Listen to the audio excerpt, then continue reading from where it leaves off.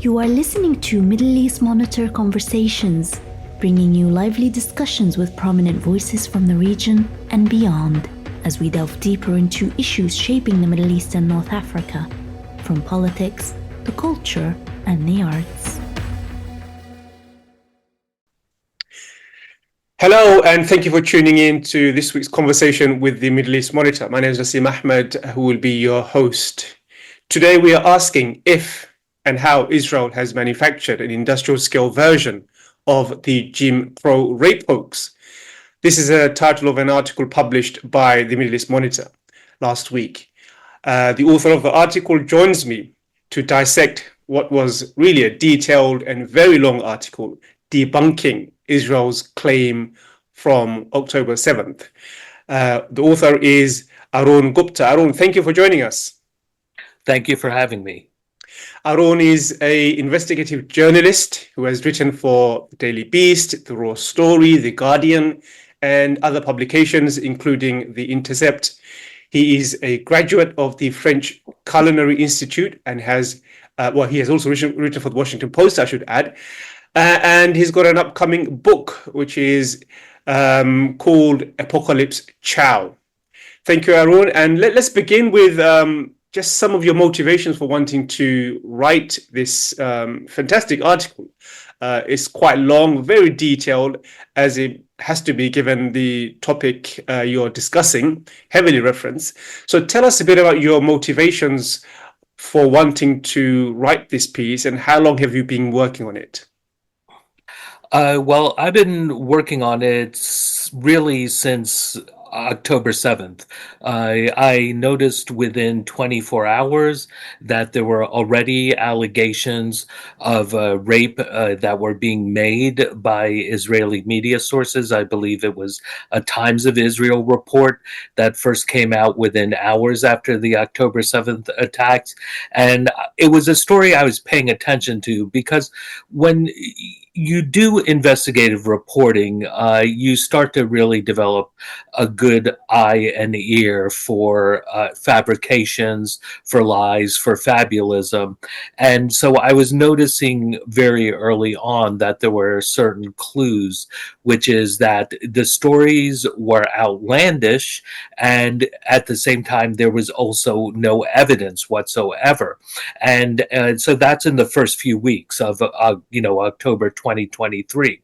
And as the story started to develop, what you would see in the media, and here I'm referring to Israeli media and Western media, US and UK especially, there started to be excuses for why there was no evidence. And this goes against everything every journalist is ever taught, right? Your only job is to find and verify evidence, really, to put together a story. Instead, what we started to get was all these excuses, especially invoking religion, that because of Jewish burial law, this is the reason there was no forensic evidence, that the bodies had to be buried quickly, that there wasn't time for forensics, that the rescuers who were making claims of women being raped, about sexual mutilation, about bizarre things being done to bodies, body parts being cut off. They're making claims that they saw all these things, but there's no photographic or video evidence. So very early on, I started to suspect that this is just a giant hoax. And by early December, I started to approach publications. And generally, I write for more kind of left of center media because that's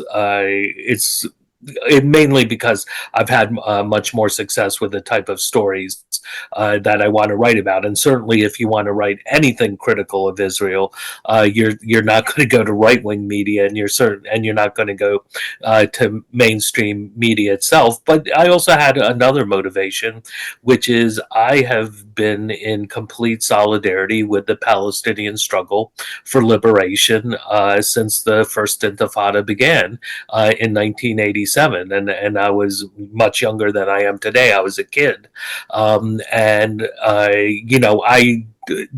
I really avoid trying to use terms like pro-Palestinian and pro-Israeli. To me, this is about the basic right for self-determination and national liberation.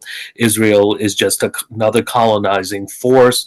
And frankly, anyone in the world, I think in the Western world would agree today, or nearly anyone, that the conquest of native indigenous peoples was appalling and horrific. What Israel is doing to Palestine is clearly, it is just the latest in that chapter of trying to exterminate natives to take over and colonize their land. So those are really my motivations in writing this. I want to get your comments on a recent article by the Haaretz on the Hannibal Directive.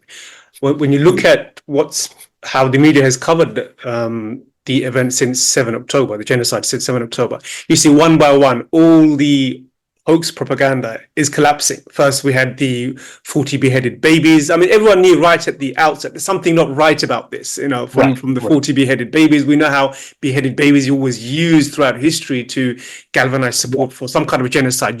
That's like the alarm bells. There's going to be a genocide. As soon as you say beheaded babies, there's going to be genocide. Everyone knew that. And then you had the many other allegations, the Hannibal Directive, many alternative news sources. From day one, I think they published articles and videos debunking the Israeli claim that many of the people that were killed were actually by Israelis. Palestinians just don't have this kind of firepower. And then, of course, the worst of all, I think, is the rape hoax, which has been peddled. Are you surprised now how even the mainstream, I mean, if you want to call Haaretz mainstream, I would say it is, it is an Israeli newspaper. It is in some ways, aligned to the Zionist project. So are you surprised by how even the mainstream is having to, accept or concede the fact that, they have really messed this up? Well, I think, I'm not surprised that it's coming from Haaretz. Ultimately, they are secular Zionists. They do believe in this conquest, and I think if you were to ask Haaretz editors, and journalists, they would probably advocate for us to a two-state solution. But as we all know, that's really just a fiction. That's long since dead. Maybe 40, 50 years ago, a two-state solution could have happened. Now, I think the only really viable solution is a one-state solution. And so the reason I bring them up, I think that, Haaretz, despite the fact that they have done lots of excellent reporting, they still believe in ultimately the conquest of other people's lands, and which involves their extermination. Right, that's a problem with liberals around the world, and in terms of the modern sense, not the classical economic sense, that liberals sign on to these projects and they think they can of conquest. Whether it's by armies or capital, and think they can do a kinder, gentler version. But the Hannibal Directive, that's something I've been tracking very closely as well. And, for listeners who don't know, that is a policy by the Israeli Defense Forces going back decades, where that if there was danger of Israeli citizens or soldiers being captured and taken hostage by Palestinian forces or others, that the military would kill them first. And the classic reason is given is the capture of the Israeli soldier Gilad Shalit, I think was his name, where eventually he was released and in exchange for over 1,000 Palestinian prisoners. And it's felt that having hostages creates too much pressure on the state, on the society, and limits Israel's military capacity to act in an unrestrained manner. So when it comes to the Hannibal Directive, I think there's something very important to caution. Is I think it's likely that dozens of Israel let me say it's almost certain that dozens of Israelis were killed by the IDF on October 7th itself. I think it's likely in the range of 50 to 100, maybe a little more over that, but I've seen kind of a lot of what I'll call social media figures who pose as journalists claiming that a majority of Israelis killed on October 7th were by the Israeli military forces. And that, I think, is just completely absurd.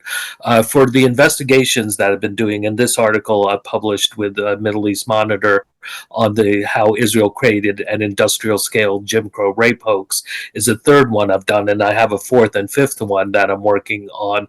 I have looked at every single available video and photograph of October 7th atrocities.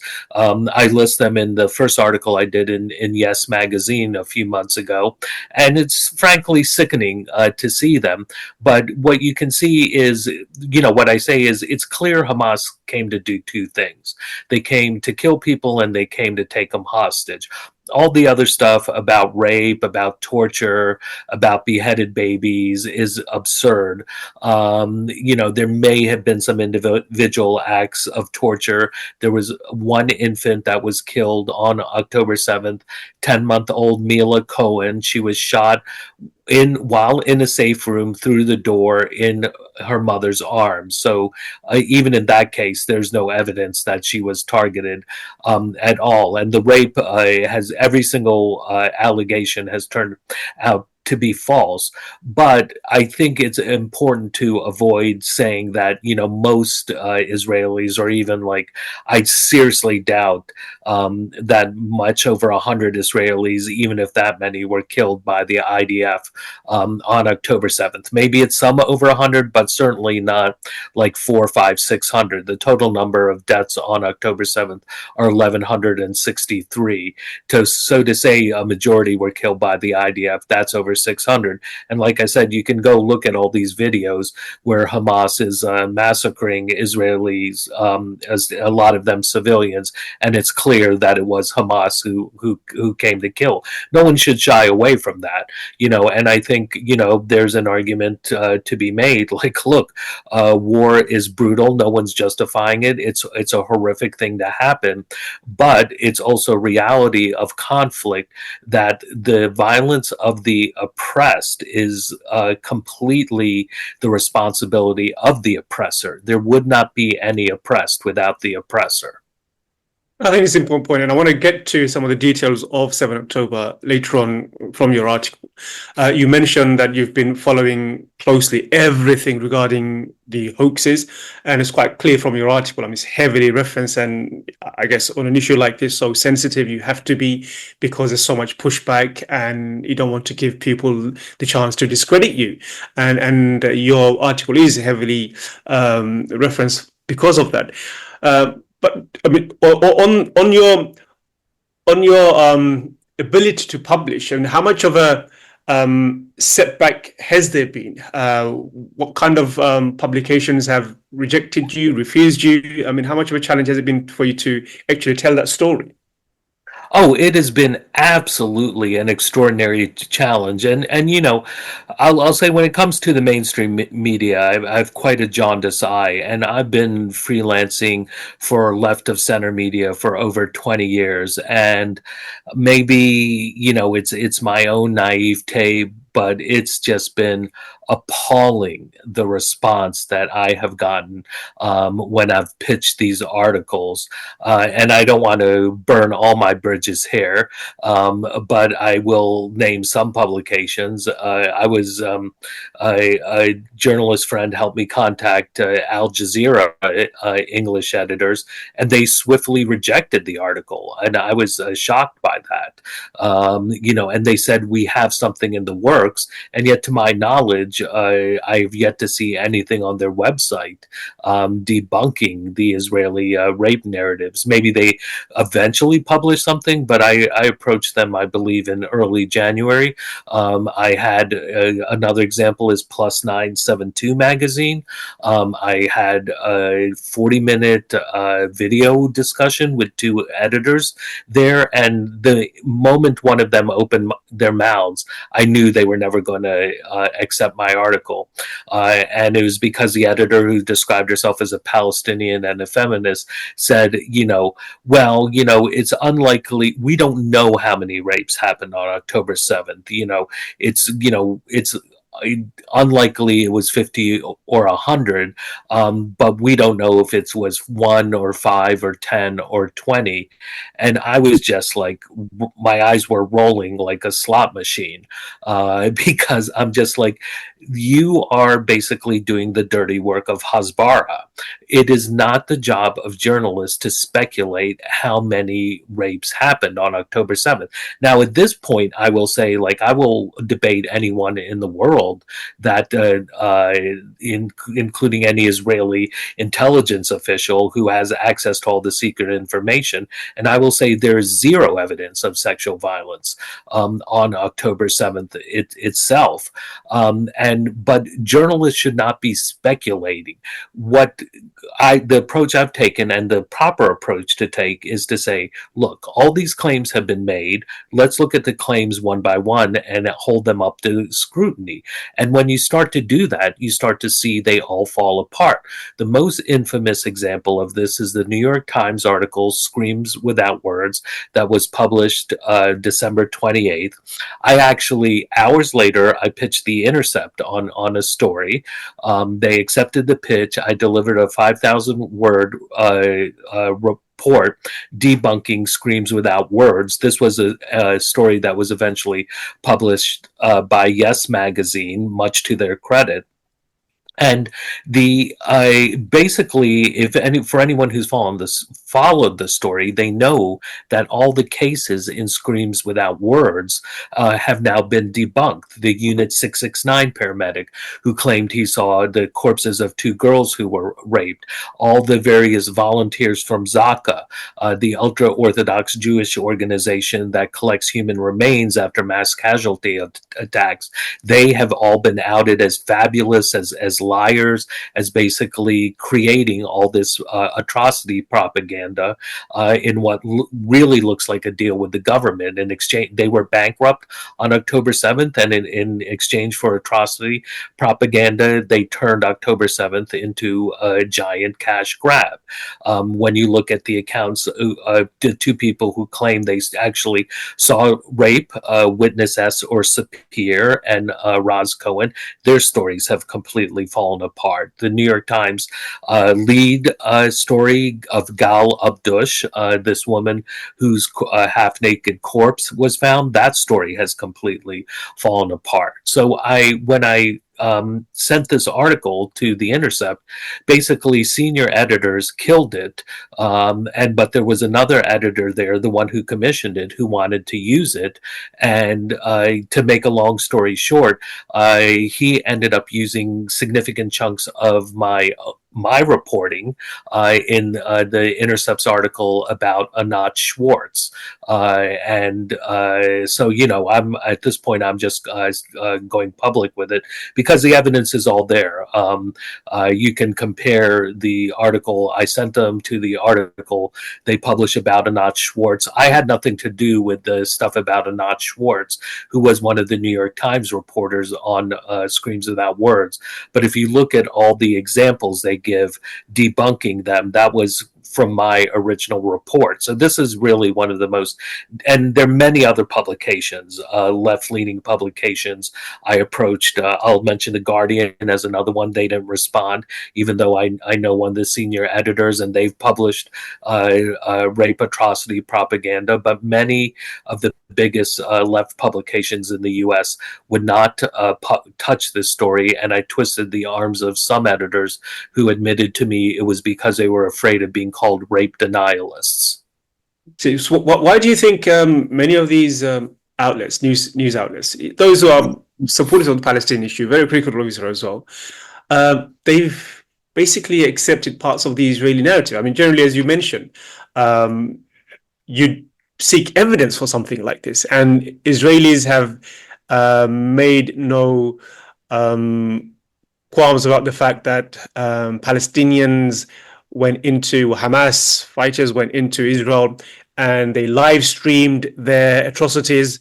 If that's the case, then one would automatically assume it. So where is the video footage? If they live streamed all their crimes, where's the footage of these allegations?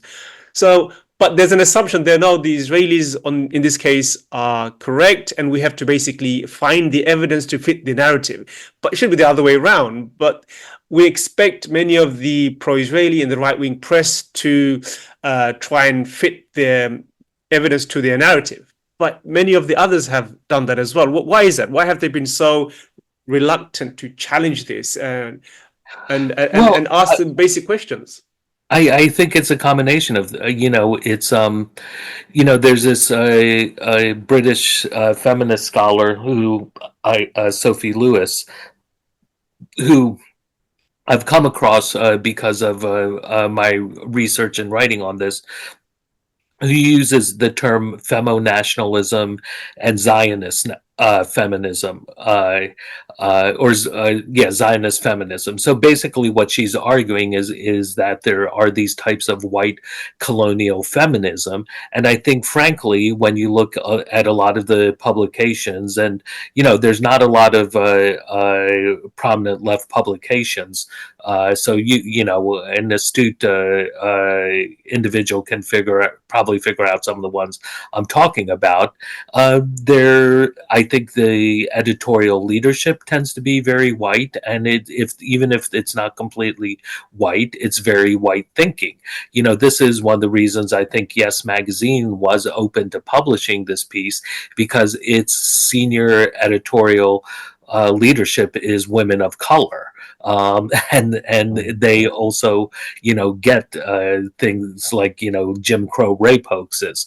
So they understand this happens. And so I think it is this kind of like white feminism is at operation here that intersects with Orientalism. So one of the senior editors at The Intercept, Gal Abdush, she has been termed the woman in the black dress.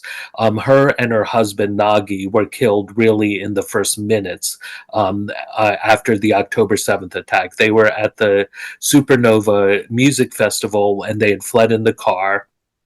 And basically, the Times story fell apart because the Times spent a good bit of time with the surviving family, like parents, sisters, the children of the couple, Gal and Nagi, and they had access to all the text messages and audio messages. And the Times, in what is incredibly dishonest, they only relayed a few of the messages, and they did not relay the fact that at 6:51 a.m., Gal Abdush sent a text message to her family that there were intense explosions at the border and they were fleeing. 9 minutes later, her husband, Nagi Abdush, sent a voicemail to his brother, and I interviewed his brother. The voicemail saying that Gal has been shot in the heart and she's dying. And so the Times story completely fell apart because we're to believe somehow that in this 9-minute period where they're fleeing in a car, that somehow the car is stopped, they're attacked, they're captured, Gal and Nagi Abdush. They are taken hostage. Gal is sexually assaulted. Then she is killed. Meanwhile, her husband Nagi is free to communicate with his relatives, and he never mentions anything about being captured or that his wife is being raped, or the story is entirely fabricated. And the Times admits that they had no evidence to go on other than a grainy video of her corpse. And so I included this debunking in my piece for The Intercept, and one of the senior editors, a woman, said, like, she wrote in the notes, which I still have, she said, well, the fact that her dress was up, we can't rule out the fact that she wasn't sexually assaulted afterwards. And I just threw my hands up in the air because I'm like, yes, of course, because, these Palestinians are such savages. They can't help themselves around even the dead body of a naked white woman, and they have to sexually assault it. I mean, and so I think, like, there's still a lot of Orientalism that infects even left media in the United States, and they buy into this believe all women. And that's why I go back to Jim Crow rape hoaxes, right? Because you look at, the worst massacre of all, Tulsa, Oklahoma, in 1921, I believe it was, that started with allegations of a black man sexually assaulting a white female elevator operator. And 300 African Americans were killed in it, and it involved both the Oklahoma National Guard and the U.S. Army Air Force bombed Black Wall Street. The destruction of Rosewood, Florida, in 1923 was a rape hoax. There was a pogrom in Atlanta that was a rape hoax. The Scottsboro boys were a rape hoax. Emmett Till was a false sexual harassment assault accusation. On and on and on. And what I say, what the real story is, and to put it very bluntly, it's that it's this colonial narrative in which that basically states that the savage hordes of darkies are threatening the purity of white women. Therefore, we must exterminate the savage hordes of darkies. And this goes back to colonial America. We're talking over 300 years, right?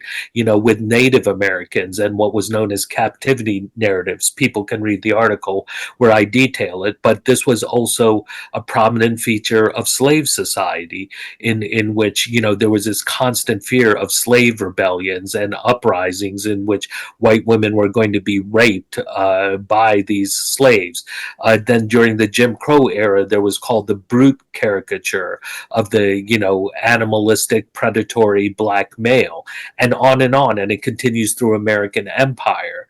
Orientalism, Edward Said's masterpiece in which, the West constructs the East as savage and barbaric, and up to the present day. And I'm saying, what Israel is using the exact same playbook, because not only are they fabricating these claims, and there is only one credible case, but it was an Israeli woman who was held in captivity for over a month, right? That's completely different. She was sexually assaulted amidst Susanna. She was sexually assaulted in Gaza. And if you read her story, it's completely believable.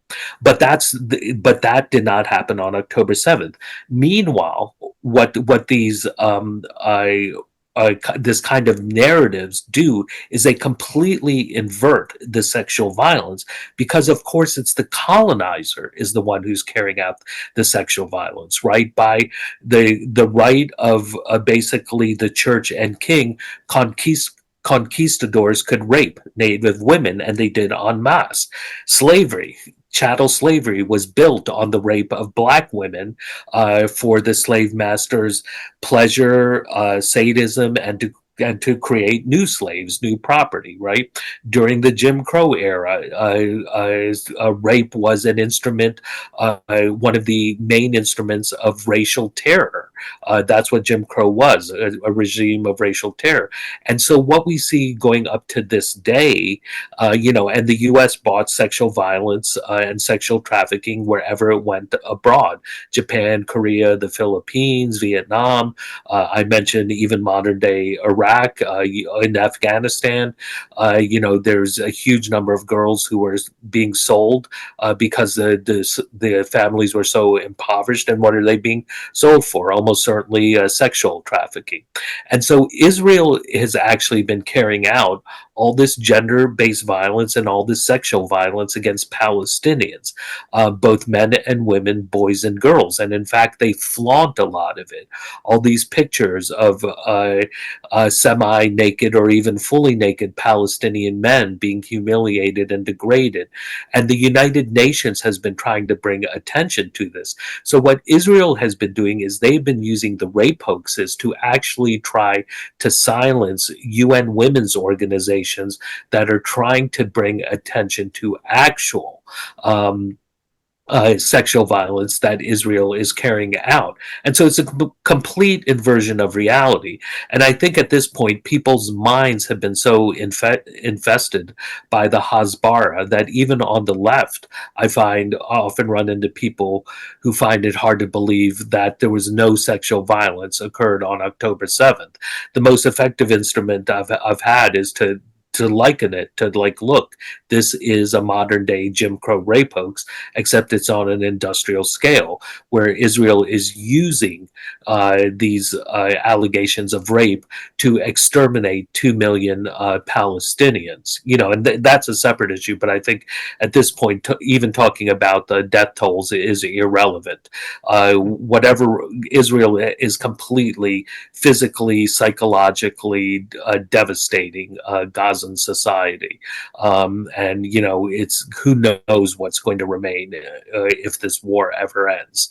And even as recently as a month ago, Israel was bringing up claims before the International Criminal Court of that hostages were being threatened with sexual violence, which is why they needed to continue the war, which is of course completely absurd because Hamas has been willing to release all the hostages as long as there is a guaranteed end to the war. I mean, there is a long tradition, as you highlight, of well-worn racist tropes about black and brown people raping white women. That's been used over and over again throughout history, and you point that out. And on the issue of Israel raping Palestinians, the latest is what the horrific stories coming out of the Israeli detention center, Taman, I think it's called. Even CNN, New York Times, a number of other Western mainstream newspapers have published articles exposing the rape that's been taking place in these detention centers. So it's quite horrific, and it corresponds with a lot of what you're saying.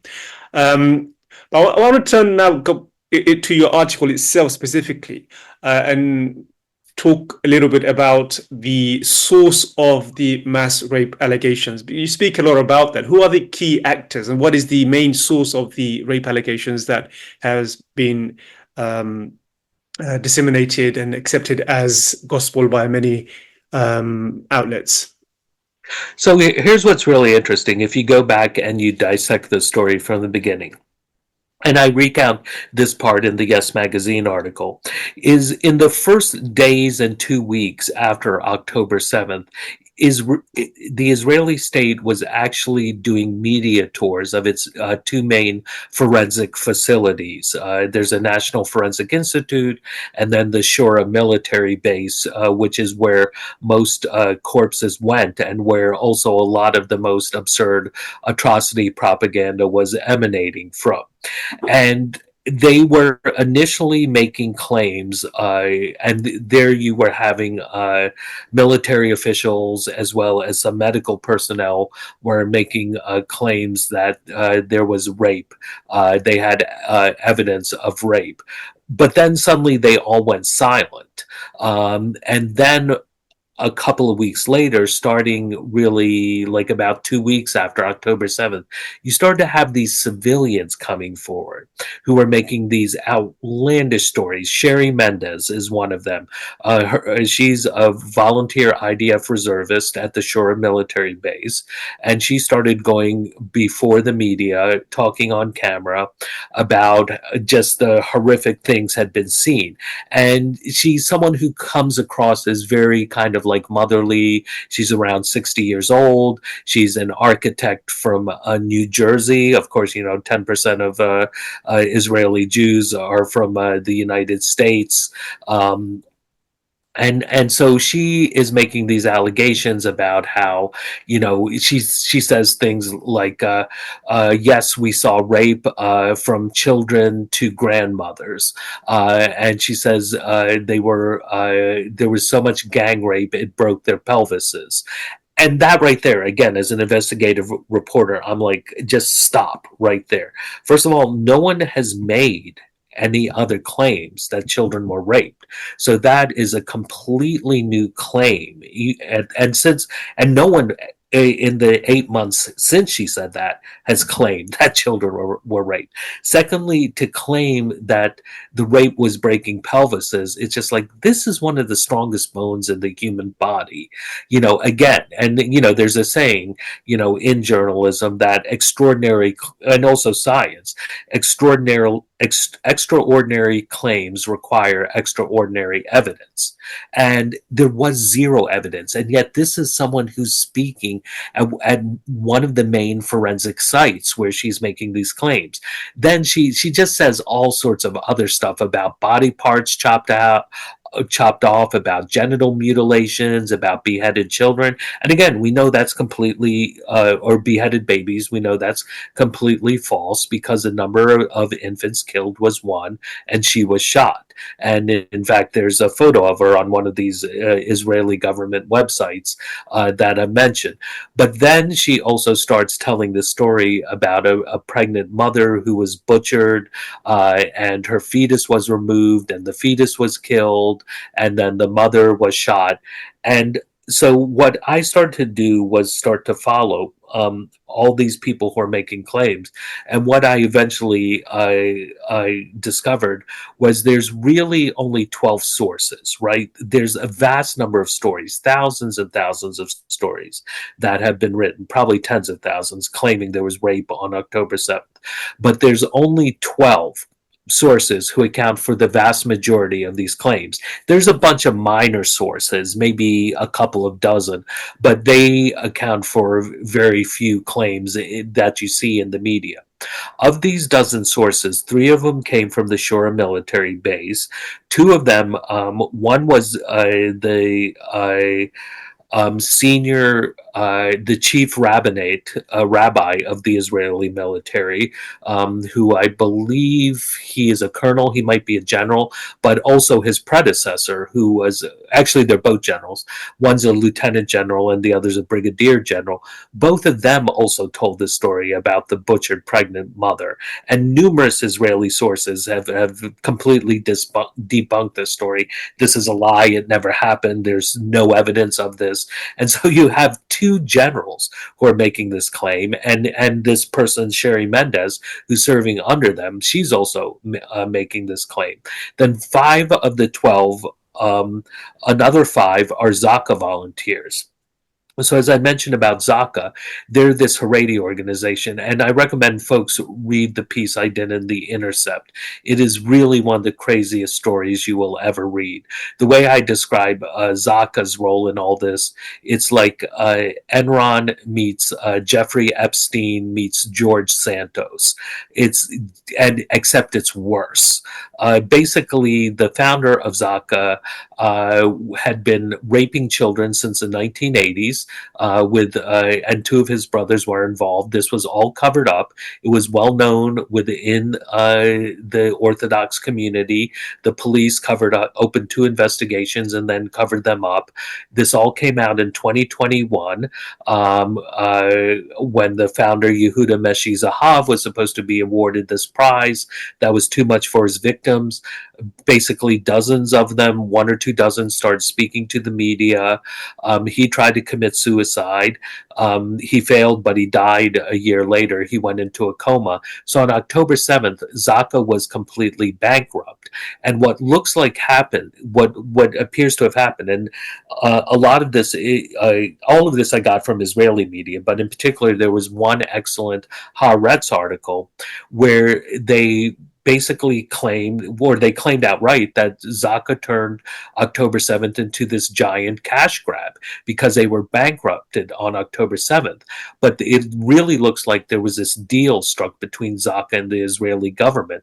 This one Hasbara official, a volunteer consultant serving in Netanyahu's office, said, after October 7th, the entire state of Israel was focused on fixing the narrative that Hamas equals ISIS, right? Because if you can make the world believe that Hamas equals ISIS, then it's no longer a war between two combatants. It's a war between basically, truth and liberty and this demonic force that the world must unite to eliminate, exterminate completely.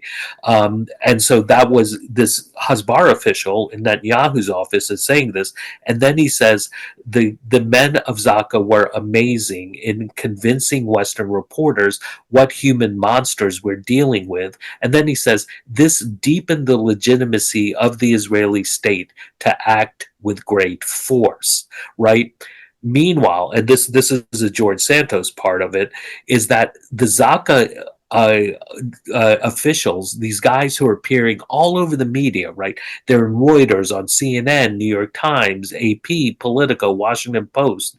I found interviews with a number of them, including one guy, Yossi Landau, one of their senior officials. I found 4 different interviews where he says on camera, the bodies is telling us stories. Or he's like, when we go into the houses, we're using our imagination. The bodies is telling us stories. So they're outright admitting they are fabricating atrocity propaganda. Another senior, one of the topmost Zaka officials, Haim Utzmagin, he, in an Israeli foreign ministry video, says, and this is Israeli state propaganda, the walls screamed rape, the stones screamed rape, right? So they're outright admitting they're fabricating atrocities. So what you have are these 5 guys who account for a vast number of these stories are just telling the most outlandish stories. They're saying things about how, like, they find bodies of women under rubble, a body of a woman under rubble with all her organs removed. And I'm like, how does this work? How do you, first of all, how can you find something like that under rubble and all the organs removed? It sounds like something out of Jack the Ripper. Or Simcha Greineman, who he spoke at the infamous UN session on December 4th, where Israel was promoting its rape hoax to the world. He had earlier said that he had found naked women tied to trees at the Supernova Rave Festival whose bodies had been mutilated and they had been sexually assaulted. And I'm like, how is any of that believable? There would be a huge amount of forensic evidence. There would be all this photographic and video evidence. You can actually find videos of atrocities where you can see Israeli police officials who are videoing the scene. Right. And so we're supposed to believe there's no evidence of this whatsoever, except eyewitness reports. Simcha Greineman also claimed that foreign fighters came into Israel. And how did they discover this? Because they had their IDs in their pocket.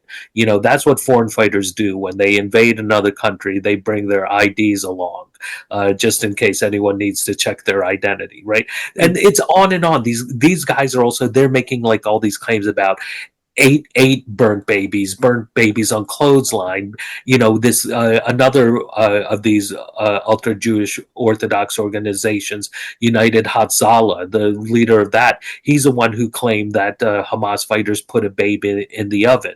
And the burnt baby stories, I think it's clear what they're meant to do. They're meant to invoke the Holocaust, right? Burnt babies, burnt children. That's why they keep saying that burnt, right? That this is based. And this was part of the rhetoric we heard after October 7th. This is as bad as the Holocaust. This is worse than the Holocaust.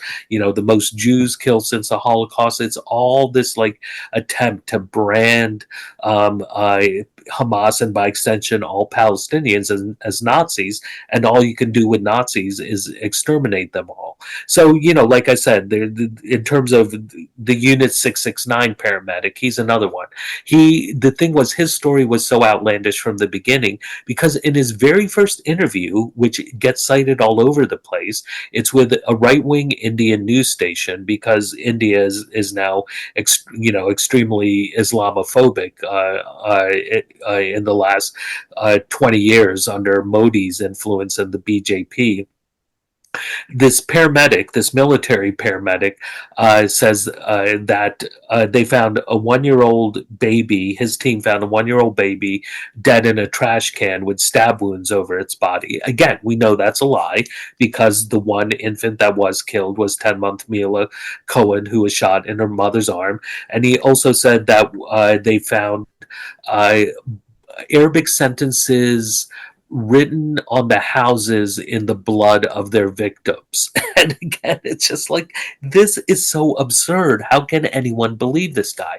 And yet for months, his was one of the most widely cited stories, claiming he found a dead girl who had been raped because there was sperm on her back. And then a few months ago, his story was debunked. A video came out showing the girls he was talking about were fully clothed. But from the beginning, there's also other things that were clear. It was clear that he was lying. And so, it's remarkable to me how much that not only Western media has fallen for it, but I think, the left media has been pretty appalling, with some rare exceptions. You mentioned a number of organizations, but I think you left out Israel's Civil Commission on 7 October crimes. I mean, as a major player in curating the stories. So, what's been their position on this, and how have they been central to perpetrating the rape hoax? So the Israeli Civil Commission, I could never find out exactly how it was set up. Like, I felt there had to be some state support because the woman who headed it up, Kokav El-Kayim Levy, she served in Netanyahu's office as a Hasbara official, and her CV includes that she wrote a paper in the Harvard Law Review, and I read the paper. Unlike many journalists, I do my work, where it's a 49-page brief trying to figure out ways to justify force-feeding Palestinian prisoners who are on hunger strike, right? Now, if you Google Kokav El-Kayim Levy, you'll see all this stuff about, she's this noted human rights scholar and feminist scholar and intersectional feminist, and yet her one great contribution has been trying to figure out how to justify the torture of prisoners. But this is Israel, right? The human rights means torture. So this civil commission was given great prominence by Haaretz and other media outlets, and there was this huge piece that profile that they did of her, and what they were supposed to be doing was collecting evidence of the October 7th attacks and documenting it, and this was going to be some sort of historic role that they played. But I read the piece again and again because there's so many absurd things she says in this big profile of her. So it says outright that the job of the commission is to gather evidence. But then El-Kayim Levy, and these are her exact words, she's outraged that she needs to offer evidence of rape. And these are her exact words, quote, "Am I the one who needs to provide the evidence for the terrorists' deeds? What kind of travesty is it that they are imposing the burden of proof on me?" Now that is just mind blowing and jaw dropping, right? Her commission, its only reason for existence is to provide evidence, and she's saying, why do I have to provide any evidence? Then she says stuff like October 7th is about the most documented set of horrors that humanity has known. But then she also says evidence is completely secondary. She said she refused to cooperate with journalists, and she would tell them, quote, "You are journalists, do your job. Don't ask me what happened and how it happened." She says she won't, if journalists ask for numbers of sexual assaults, she says, quote, "I don't cooperate." And she says, "I won't participate in that game of determining the reliability of witnesses." And so what it turns out, the role that she really was playing was basically was cancel culture, was attacking UN women's groups, trying to get leading advocates like Rema Al-Salem, who advocates, I think what she does is she's the advocate for victims of sexual violence. She was basically trying to get her removed. Kokavo Chaim Levy also played a central role there was this basically this university official in British Columbia, who she was a director of a sexual assault center at a university in BC, and she signed a letter saying that there was, no evidence of rape happening on October 7th, and for that there was this international campaign that got her fired and basically destroyed her life. So the role that Kokav El-Kayem Levy played has really been one of cancel culture. But the interesting thing now, her star has also fallen because it turns out that she was basically turned the commission into a one-woman show. She was also amplifying fake atrocities, such as the pregnant mother and fetus that had been butchered, and it looked like she was taking a playbook from Zaka, that she was trying to raise all this money for herself. So the funny thing is she's been kind of sidelined, and what's I think pretty ironic. So when I mentioned the founder of Zaka, Yehuda Meshi Zahav, the award he was supposed to get was what's called the Israel Prize. It's the highest civilian honor, and as I mentioned, that was too much for his victims, all these now adults who were boys, girls, and young women who were sexually assaulted. And frankly, the evidence looks like he may have sexually assaulted hundreds of Israelis, right? So basically the founder of Zaka, that's played this key role in the atrocity propaganda, by himself may have raped more Israelis than all the fake Israeli claims about October 7th and Hamas. But Kokav Al-Kayem Levy is now supposed to get the Israel Prize. She's been awarded that, even though now she's been in Israel itself. She's been pretty discredited for basically promoting what's now seen as propaganda, and for trying to turn her role into this grab for money. I mean, the whole thing is just so incredibly sordid. And, I tell other journalists that, if you were to even try and make a screenplay out of October 7th rape hoaxes, you would be labeled as the worst Nazi in the world, even though it's all true. So fascinating. I mean, I want to finish on this final question regarding the UN report. The UN, I think in June, they sent the UN reports. Yeah, the Special Representative on Sexual Violence in Conflict, Pramila Patten. So some people have used that to say, look, this is further evidence. She has acknowledged that there was rape, and others have said, no, that's not the case. So what exactly does the UN report say? And we'll end on that. Well, so I think the most important thing about the UN report, or there's a number of important things. First, she uses a term almost exclusively, reasonable grounds to believe. And what I did is I went and looked, and I linked to it. I looked to what the methodology is, and it turns reasonable grounds to believe is a very low level of proof. for UN fact-finding missions. First of all, she had no investigatory power. That is up to a different commission that issued a report in June that's under Navi Pillay, and that's the International Independent Commission of Inquiry on the Occupied Palestinian Territories, Israel and East Jerusalem. And but between the two reports, what's interesting is neither one were able to actually do any forensic investigation. That's not Patton's field anyway.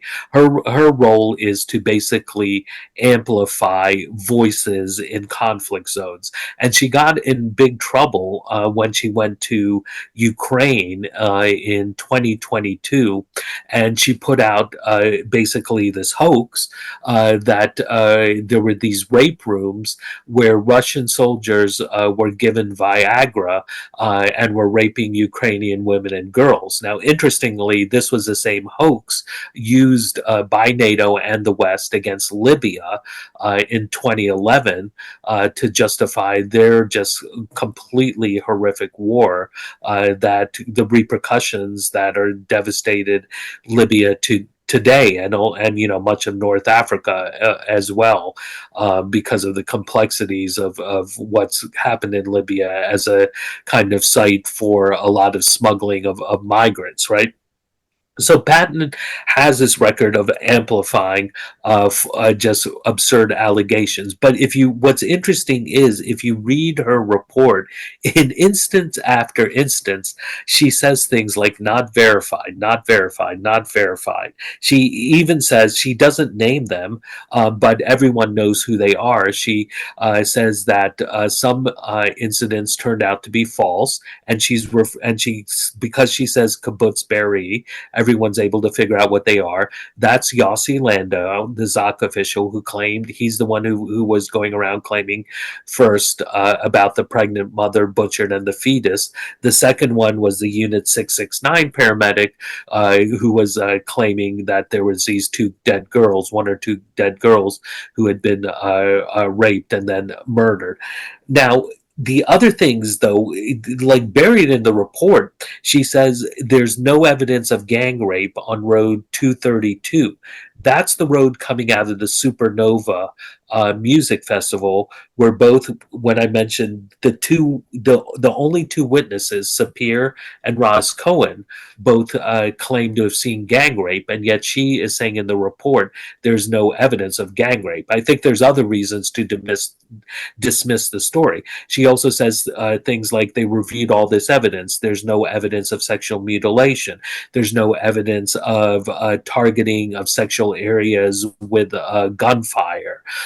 They said it was either her or the Pillay report says we looked at all the photos and videos and we could not find any evidence of rape and sexual assault. And presumably they had a lot more access to these videos than the public does, than I was able to locate.